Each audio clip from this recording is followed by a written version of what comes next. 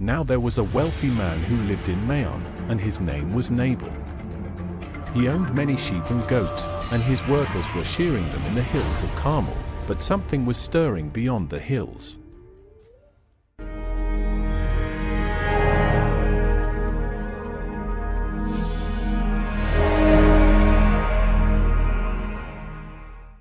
This is a retelling of a Bible story through the lens of African tradition. Some names and settings may differ, but the message remains true. It is a creative adaptation, not a historical account. Nabal, a wealthy man in the land of Maon, had land stretching from the low hills to the grazing valleys. His kraals overflowed with cattle, and his barns held yam, corn, and palm oil. But Nabal's pride was taller than his compound walls. You think I built all this listening to fools? Bring me my cola nuts! He looked down on everyone, even the elders of the clan.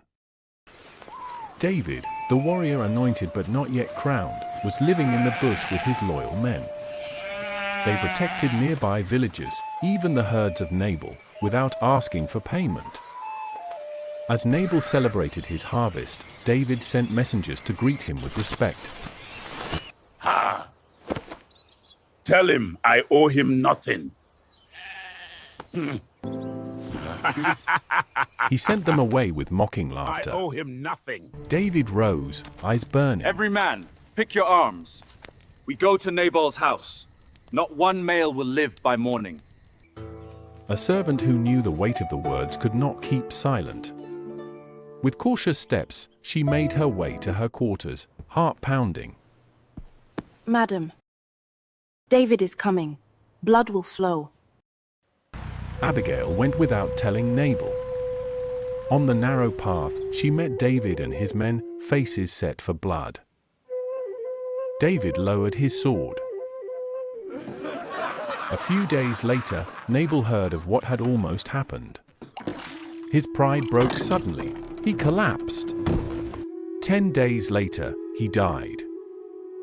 When David heard of Nabal's death, he sent for Abigail.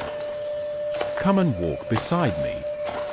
Your wisdom should not be left alone."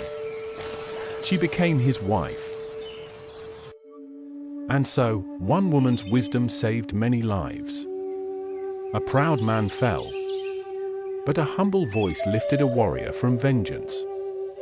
Speak with care, act with grace, and never let anger rule your heart.